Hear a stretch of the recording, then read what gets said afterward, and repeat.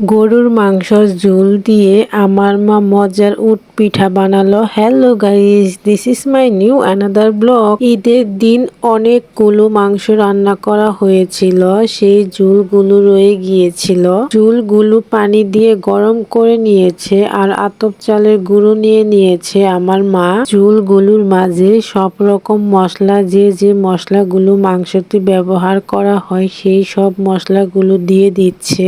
আদা বাটা, জিরা বাটা, রসুন বাটা, পরিমাণ মতো লবণ দিয়ে ভালোভাবে মিক্সিং করে নিচ্ছে। হলুদের পরিমাণ, ধনে গুঁড়োর পরিমাণ একটু কম দিয়েছে, কারণ এই ঝোলের মাঝে মশলাগুলো এমনিতেই আছে। বলতে ভুলেই গিয়েছিলাম, এই উট পিঠার মাঝে কিন্তু কোনো শুকনো মরিচের গুঁড়ো ব্যবহার করা হয়নি। কাঁচা মরিচগুলো ভালোভাবে পাটায় বেটে তারপর দিয়েছে। অল্প পরিমাণ তেল দিয়ে ভালোভাবে মিক্সিং করে নিচ্ছে আমার মা। অনেক জেলায় এই উট পিঠাকে ঝাল পিঠা বলে, কিন্তু আমাদের এই টাঙ্গাইল জেলার সবাই উট পিঠাই বলে।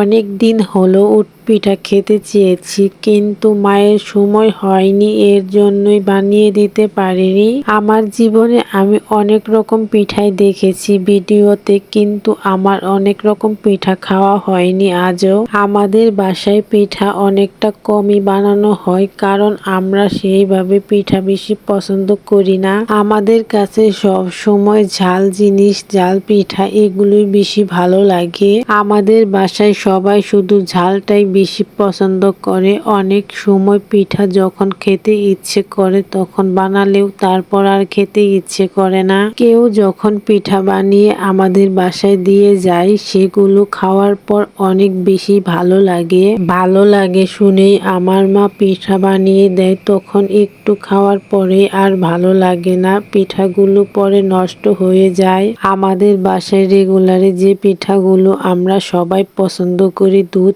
পিঠা, তেলের পিঠা, বাফা পিঠা, উট পিঠা, দুধকুলি পিঠা, এগুলো পিঠা আমাদের বাসায় রেগুলারই বানানো হয়। অনেকটা মজা করেই খেতে পারি। আমার তো অনেক বেশি ভয় লাগে পিঠা থেকে ছাই নামাতে, কারণ পিঠার উপরে ছাইগুলো পড়ে যায় মাঝে মাঝে। মার্শাল্লাহ, আমার ভাগ্নিটা অনেক ভালোভাবে ছাইগুলো নামাতে পারছে, পিঠার উপরে ছাই পড়েনি। ভাই তো খাওয়ার জন্য দিশাহারা হয়ে গিয়েছিল। দেখতেই পাচ্ছেন কি দিয়ে কেমন করে কাটতেছে। আমি তো পুরা হাসতে হাসতে অনেকটা পাগল অবস্থা হয়েছিল।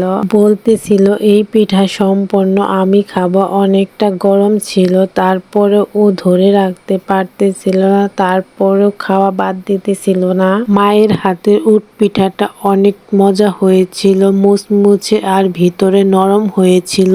উট পিঠা তো আমার অনেক পছন্দের। আজকের মতো আল্লাহ হাফেজ।